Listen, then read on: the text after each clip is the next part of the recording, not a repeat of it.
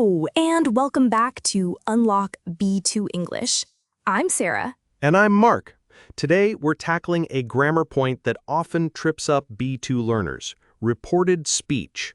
It's essential for natural conversation, especially when you're talking about what someone else said.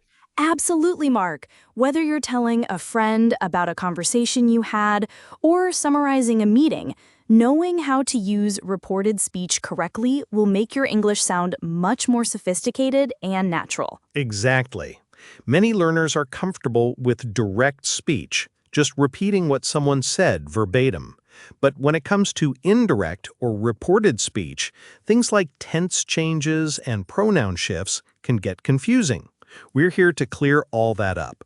So, for this episode, we're going to break down the rules of reported speech, focusing on statements, questions, and commands. We'll give you plenty of examples and practical tips to master this crucial grammar point. Key vocabulary for today includes verbatim, repeating something word for word exactly as it was said. For example, he quoted her speech verbatim. Backshift, the change in verb tense when moving from direct speech to reported speech. For instance, I am happy, direct, becomes he said he was happy, reported. Reporting verb, the verb used to introduce reported speech, such as said, told, asked, explained, stated. For example, she told me she would be late. Indirect question, a question that is reported, often starting with if or whether or a question word, and without inversion of subject and verb. For example, she asked if I was coming. So get ready to master reported speech and make your conversations flow more smoothly. Before we dive in, think about this. Have you ever found yourself avoiding reporting what someone said because you weren't sure how to change the tenses or pronouns? Keep that in mind as we go through today's lesson. Mark, let's start with the basics.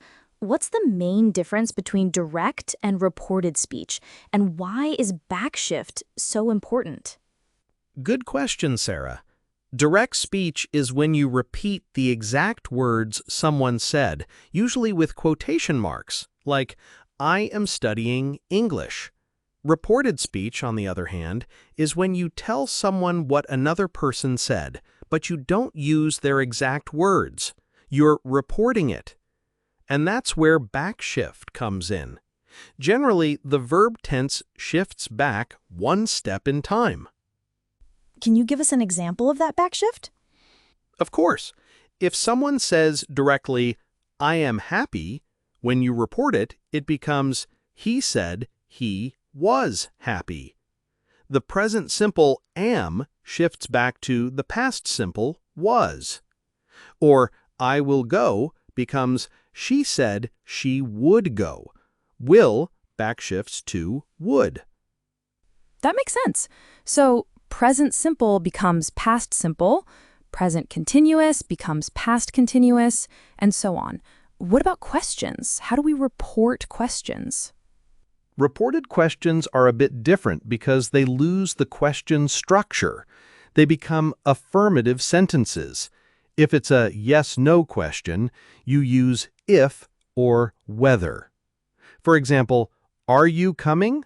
Becomes, she asked if I was coming.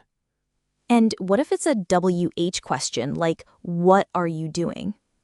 For WH questions, you keep the question word, but again, the structure becomes an affirmative statement. So, what are you doing? Becomes, he asked what I was doing. Notice, no inversion of the subject and verb, unlike in a direct question.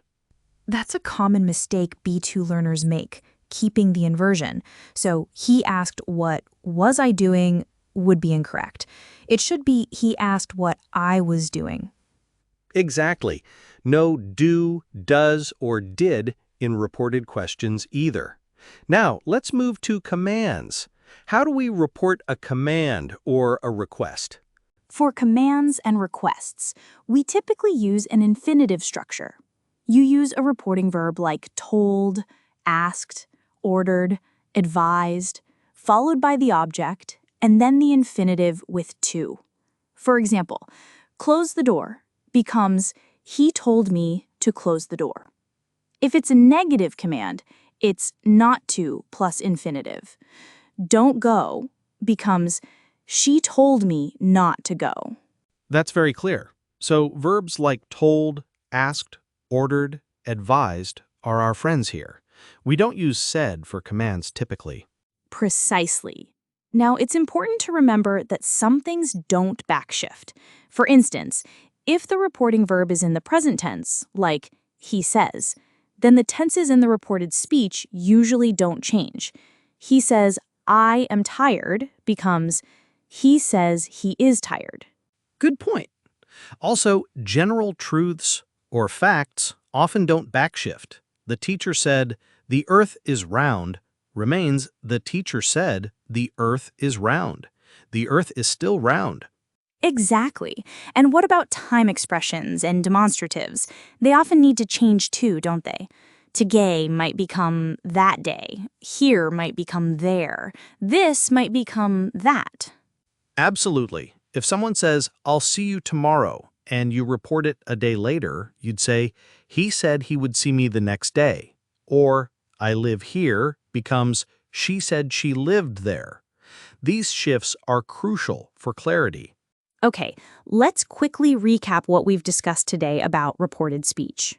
We learned about backshift, how verb tenses generally move one step back in time when converting from direct to reported speech. Remember, present simple to past simple, present continuous to past continuous, etc. We also covered reported questions, noting that they lose their question structure and become affirmative statements. We use if or whether for yes-no questions and keep the WH word for information questions, but without inversion.